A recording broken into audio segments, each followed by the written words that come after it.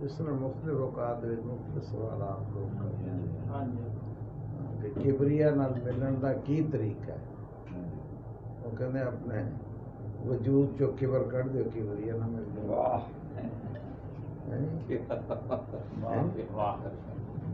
क्या बात है, क्या बात है, क्या बात है। और फिर उनके खलीफा कौन होता है? खलीफा खलीफा कौन खलीफा कहलाने का मतलब हकदार है या खलीफा किहनू कहते हैं या खलीफा कौन होता है? उनके जरा अपनी जात के खिलाफ हो वो खलीफा हो। फिर बाबा जी ने कहना कि मुरीद कौन कर सकता? उनके कि जरा शख्स अपने पीर नालों वध अपने मुरीद की कदर करे वो मुरीद करे, वो दूसरे नहीं होगा।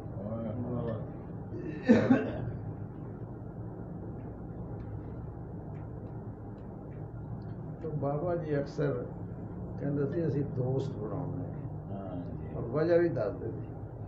कहते दोस्त को रोची नहीं हो भी जाए तो कोई गल कभी जिदा मियां मोहम्मद साहब ने फरमाया कि उच्ची नीवी, उन्होंने तो यह लिखा ना उच्ची नीवी सजना कोलों।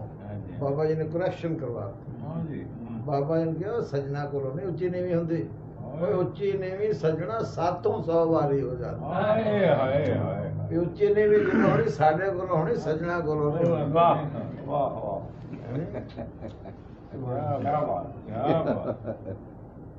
तो इस तरह अक्सर आके लोगों ने कलाम पढ़ने बाबा जी ने ना कोई मजाजी ने हकीकी च बदल देना।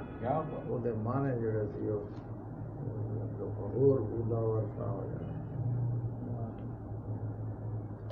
बड़े बड़े इसी तरह अल्लामा इकबाल साहब के कलाम जो बाबा जी ने तसीह फरमाई, कार है बदकार है। बाबा जी कहते बदकार नहीं अपने आप को कही, कार है बेकार। अच्छा रीजनिंग की मेहरबानी, रीजनिंग बाबा जी ने की दी कि जेड़ा इतनी बड़ी हस्ती का कलमा गो हो जाए वो बद कितना रह सकता? क्या बात। अगर वो अपने कलमा पढ़न तो बाद कोई अपने आप को बद कह रहा तो उन्होंने शान च गुस्ताखी कर रहे हैं। तो कहते थे फिर कि बेकार जेड़ा वो तो कभी बाकार हो जाऊगा, ते जे बदकार ही हो गया वो तो रांदा दरगाह हो गया। फिर होर कि जो तुम खुद कह रहे हो कि मैं बदकार हाँ, इकरार जुर्म कर रहा हूँ फर्दे जुर्म आयद हो जाता सजा के मुस्त। इस वास्ते कभी अपनी जात में यह नहीं कहीदा कि जी असी बहुत गुनाहगार हाँ, ये तो इकरार ये कहीदा भी या अल्लाह साढ़े को पुला चुका हो जाती है अपने प्यारे के बदौलत माफ फरमा। फिर ये कल्ले कदी नहीं कहीदा कि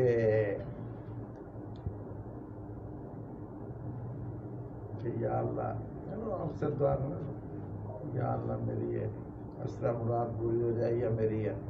तो कहते नहीं बस ये कहीदा कि या अल्लाह पहले ही तेरिया रहमत बरकत बहुत है और रहमत बरकत। हाँ पहलियां का जिक्र करो ना शुक्रिया के तौर पर, पहले शुक्रिया अदा करो। हाँ तो जे कला ही कहो कि या अल्लाह रहमत बरकत फरमाया था मतलब पहले कख नहीं मिलाया था। या अल्लाह पहले भी तेरिया रहमत बरकत तो रहमत छोटे छोटे मेरा फर्क है साढ़े बोल चाल के अंदर। तो कई इस तरह लोगों ने आ गए।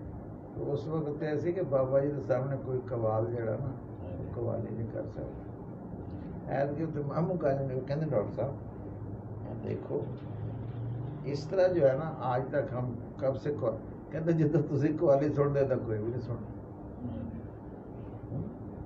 मैं क्या यार असी उन्होंने नाल बह के सुनते रहे हैं तो मेरा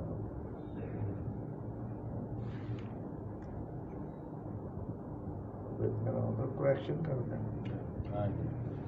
हालांकि बेगम वारसी साहब देखो कितने बड़े शायर हो गुजरे है नी। वो तो शेर पढ़ रहा सी हिजर का कलाम है उन्होंने कि हाँ क्यों आंख मिलाई थी हाँ जी हाँ जी और क्यों आग लगाई थी। हाँ, और मैं ਉਹਨੂੰ ਰੋਕ ਕੇ ਕਿਹਾ ਮੈਂ ਕਿਹਾ ਯਾਰ ਤੂੰ ਆਗ ਦੀ ਜਗ੍ਹਾ ਤੇ ਜਾਗ ਕਹਿ ਦੇ क्या बात है कि क्यों क्यों आंख आंख लगाई लगाई थी क्यों जाग लगाई बल्कि लड़ाई की जगह पे लगाई कह दे क्यों आंख लगाई थी क्यों जाग लगाई थी।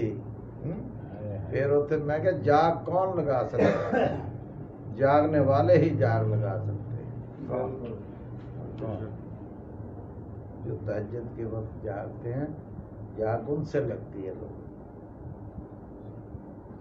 तो अकमल अलीमी साहब आए लेट हो गया अखबार रोज अखबार देखते होंगे सी तो बाबा जी इस तरह फरमा रहे सी जगाता वो खाता मेरे जी दोस्त आ गए अच्छा उन्होंने कभी कोई बयान करने से जगा दी तो कोई उन्होंने क्या ये दसी लेट हो गया जगाता तो कहने कोई गल जागने वाले ही जगाते हैं।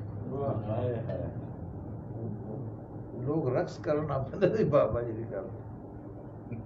फिर उन्होंने अकमल अलीमी साहब ने आजकल वाशिंगटन पोस्ट कर रहे प्रोग्राम वॉइस ऑफ अमेरिका हाँ उन्होंने एक होर जुमला किया कि बाबा जी साडा दुनिया का आउण ते साडा दुनिया का आउण का मनशा की है तो बाबा जी ने कहा तुसीं सानूं मिल लिया असीं तुहानूं मिल लिया इहदा तो होर वड्डा मनशा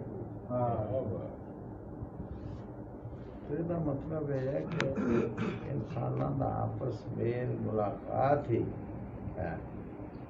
ਅਸੀਂ ਉੱਥੇ ਉਹ ਸੈਫੀ ਗਰੁੱਪ ਵਾਲਿਆਂ ਨੇ ਕਿਹਾ ਹਾਫਿਜ਼ ਨੂਰ ਸਾਹਿਬ ਲੈ ਗਏ ਕਿ ਯਾਰ ਮੌਲਵੀਆਂ ਨੂੰ ਮੌਲਵੀ ਟਕਰਾਈਏ ਉਹ ਤੇ ਪੁੱਛਣਾ ਪੈਂਦਾ ਉਹ ਦੱਸੋ ਜੋ ਸਾਰਿਆਂ ਨੂੰ ਸਵਾਲ ਕਰਨਾ ਪੈਂਦਾ ਕਿ ਜੀ ਦੱਸੋ ਬੰਦਿਆਂ ਦਾ ਹੁਣ ਹੈ ਜੀ ਅਸੀਂ ਦੁਨੀਆ 'ਚ ਕਿਸ ਵਾਸਤੇ ਆਏ ਮੈਨੂੰ ਪੁੱਛਦੇ ਕਹਿੰਦੇ ਦੁਨੀਆ 'ਚ ਕਿਸ ਮੈਂ ਕਿਹਾ ਦੂਸਰੇ ਭਾਈ ਬੰਦਿਆਂ ਦੇ ਕੰਮ ਆਉਣ ਵਾਸਤੇ ਆਏ ਆ ਹੋਰ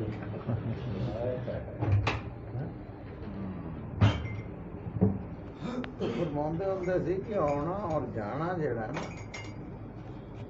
ये अल्लाह के हुक्म नाल हुंदा जेड़ा भी कोई बंदा हुंदा वो अल्लाह के हुक्म नाल हुंदा और बेईमानी नहीं हुंदा या कोई ऐसा काम होएगा जेड़ा तुसी उत्थे जेड़े रहिंदे उन्हां दा करना होगा या वो जेड़े रह रहे उन्होंने तुहाडा कोई काम करना बेईमानी कुछ नहीं होंदी। फिर कभी ये दसना कि इलम जोड़ा ना ये कई इलम देने वाले आ जाते हैं कई लैन वाले आ जाते कम चलता रहता।